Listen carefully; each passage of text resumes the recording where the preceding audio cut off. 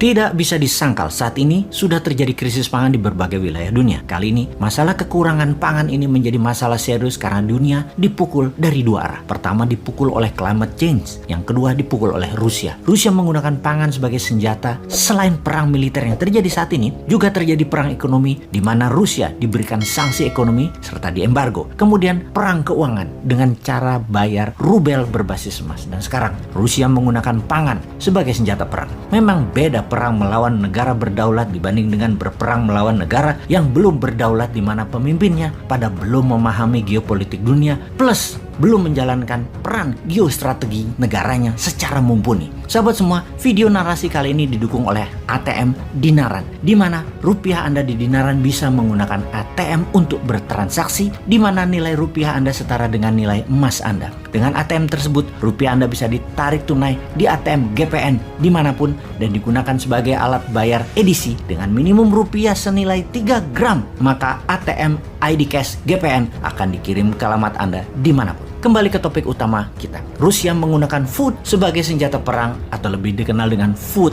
warfare. Sebuah fakta yang dihadapi saat ini di belahan bumi manapun, harga pangan meningkat naik tajam dalam beberapa bulan ini. Di beberapa negara, kekurangan pangan ini merupakan life threatening atau ancaman nyawa karena memang sudah sangat kekurangan, di mana diperkirakan di dalam beberapa bulan ke depan 300 juta jiwa di beberapa wilayah dunia akan mengalami kelaparan seperti di Afrika, Asia Barat, dan Amerika Latin. Dan kalau tidak ditangani segera dalam beberapa bulan ini, dunia akan mengalami masalah pangan dalam dekade ini. Untuk hal ini, tidak ada satupun negara yang bisa menyelesaikan masalah pangan ini sendiri. Yang jadi pertanyaan, apa penyebab kekurangan pangan ini? Ketika dunia saat ini terjebak dalam multi-front war atau beragam bentuk perang, ternyata penyediaan pangan menjadi senjata perang atau food weaponized. Salah satunya dengan menahan gandum, dan Amerika menuduh Rusia untuk hal ini. Gandum adalah makanan utama di berbagai wilayah seperti Afrika Timur, Afrika Utara, Asia Barat, Eropa, dan Amerika tentunya. Biden kemudian menuduh Putin untuk memenangkan perang. Putin membuat dunia kelaparan. Antony Blinken, Menteri Luar Negeri Amerika di PBB, mengatakan perbuatan Rusia menyerang dengan menahan ketersediaan gandum dan grain memukul pangan dunia hingga minus 10% pengaruhnya dan membuat naik harga pangan dunia hingga 15% dalam waktu 3 bulan ini saja.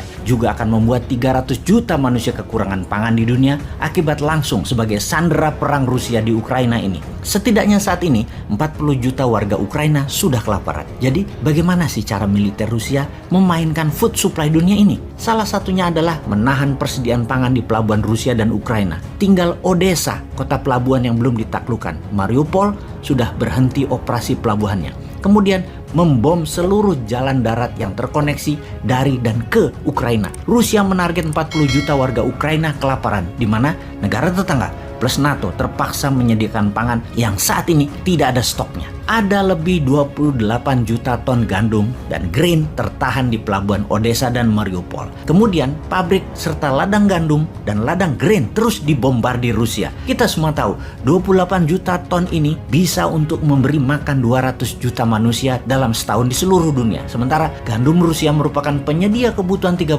dunia, dan ini juga ditahan tidak dikirimkan ke seluruh dunia. Total penahanan gandum oleh Rusia dan grain oleh Rusia atau produksi Ukraina dan Rusia bisa membuat 400 juta manusia di dunia ini kelaparan. Dengan tuduhan Amerika dan Eropa atas tindakan Rusia yang mengakibatkan dunia kelaparan, apa jawaban Moskow? Sesungguhnya Amerika dan sekutunya lah yang disalahkan karena mengembargo dan memberikan sanksi ekonomi ke Rusia. Aslinya yang membuat food supply dunia bermasalah sekali lagi adalah perilaku Amerika dan sekutunya yang mengembargo dan memberi sanksi ekonomi ke Rusia. Ada lebih 10.000 sanksi ekonomi dijatuhkan ke Rusia yang membuat bukan saja gandum tidak bisa dikirim, namun banyak lagi jenis pangan lain yang terhalang, terdisrupsi ketersediaannya dan distribusinya. Ukraina Rusia penghasil biji-bijian, gandum, jagung, dan minyak bunga matahari yang sangat mempengaruhi dunia. Ketika Guterres, Sekjen PBB, minta Rusia melepas produk-produk tadi, Rusia minta sanksi ekonomi ke Rusia juga dicabut. Sebuah tawar-menawar yang setara dan kejam tentunya. Itulah tindakan negara berdaulat, tidak bisa ditawar dalam arti sebenarnya. Medvedev, wakil Rusia di PBB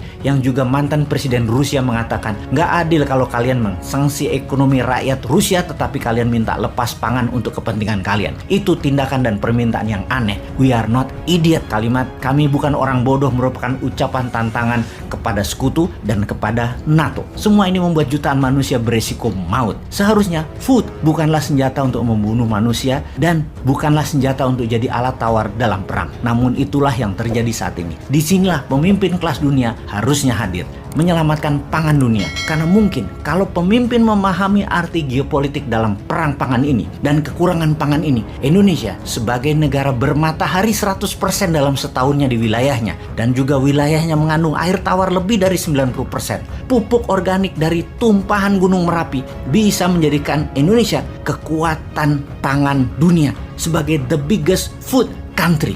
Hal ini, sahabat semua, semoga pada paham.